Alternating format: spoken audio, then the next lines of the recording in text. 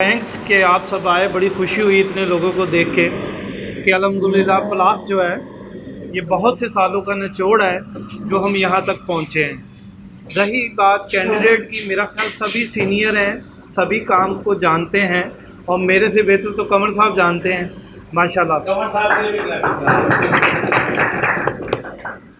सबसे पहली बात तो ये है कि भट्ट साहब इलेक्शन लड़ें या ना लड़ें, उन्हें बिल्कुल लड़ना चाहिए।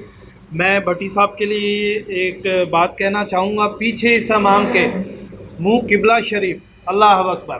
भट्टी साहब ने बिल्कुल सही कहा है, भट्ट साहब ने बहुत सी कुर्बानियाँ दी है और बीइंग ए सीनियर अब हमारी ड्यूटी है कि हम भी इनके लिए ऐसा काम करें कि जो विक्ट्री की सूरत में हमें मिले।